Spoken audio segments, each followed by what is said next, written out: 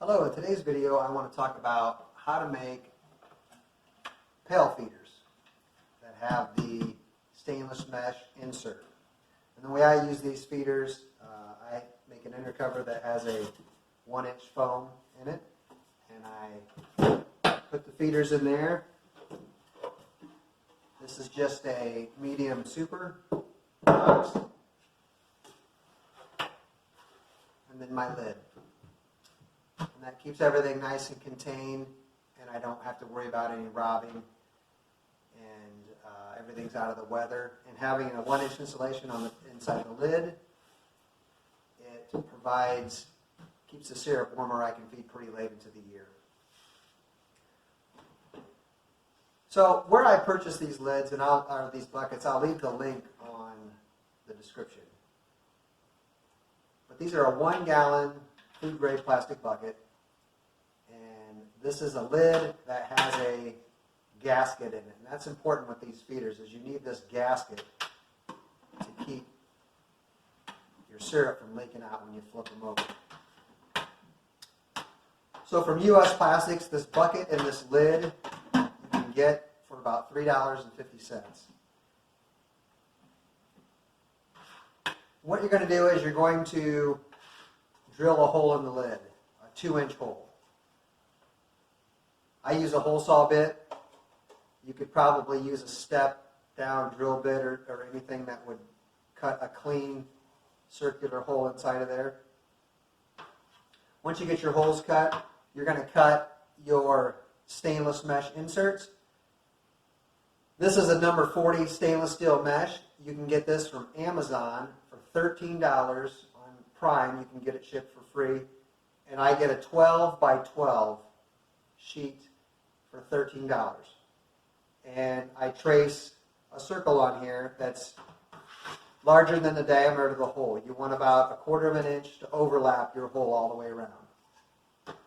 This will give you about 18 circles. So you're going to have about 75 cents in each one of these stainless mesh inserts.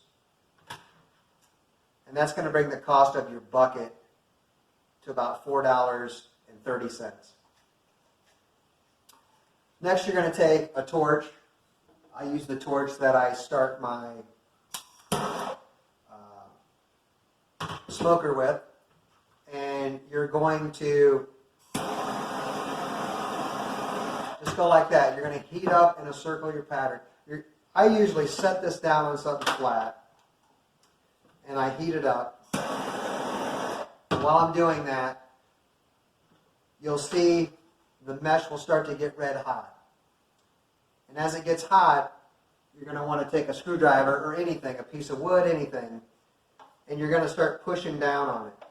And when you push down on it, you're going to see the plastic ooze into the mesh. And that's when you know you've got a good seal.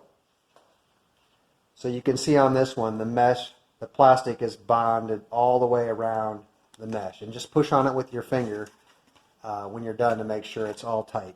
Now, as soon as I get that welded on, I have a bucket of water, and I dip this in that bucket of water to quench it so that it cools the plastic right down. Because the plastic will get real pliable. So there's a fine line with how much you can heat it. But that welds it on there. Now, the buckets that you see a lot of the Canadian beekeepers use, they actually have a plug with the screen in it that they put on. But if you go to buy these buckets from, say, Better Bee or some of the other suppliers, they're going to have it melted in like this. A really nice way to do this, too, is if you could heat up something that was the same diameter as your metal, and you could heat it up and just lay it on there and push and melt it right in. That's probably how they do it when how Better Bee does it, but you can just heat it up and push it in there and it works great. Also, these bucket lids have slots around the outside. It has these little marking tabs. And this bucket is made to be tamper resistant so that when you put it on, it doesn't come off very easily. So what you can do is take your pliers and you can cut those slots open, and that makes the lid come on and off a lot easier. When I cut my circles on here, I just use tin snips and I just cut around. Pretty simple. You can also use them for ball feeders. I have to use these in my 4x4 Michael Palmer style setup because I can't get a pail feeder on each side. They don't fit right. So I use these, and I've done the same thing. I've just drilled out the lid, and in this instance, I took and put a bead of silicone all the way around the outside and just stuck this down. And these have held up really well.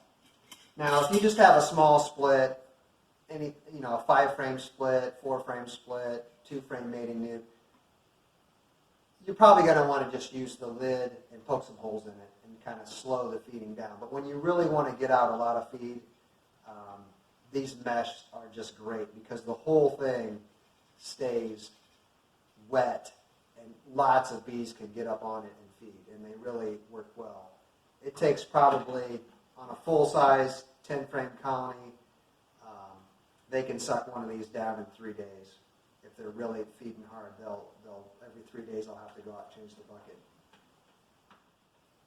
And next, if you're like me and you really like using these beetle blasters, one thing that happens to me is when I take them out, I have to carefully set them down so they don't spill and leak. And I was watching a video the other day of somebody taking these out and setting them down, and I thought, that's silly. Why don't I make something to hold them with? And I just took some scrap wood, and I just made this little container for them. So now when I take them out, you can set them on the colony next to what you're working, or set them on the ground. And as you pull these out, you can just set them right in there, and that holds them nice and sturdy so they don't fall over or tip or get knocked around. Another thing I would suggest too, I see videos where people use these. I've noticed you want to take your finger and kind of push them along the seam on each side when they're in the colony like that, because there will be beetles that will get underneath it, and when you lift this off, sometimes you see them scurrying around. So I like to just take my finger or my hive tool and really press this thing down, and sometimes I'll smash a half a dozen beetles just underneath the lid there.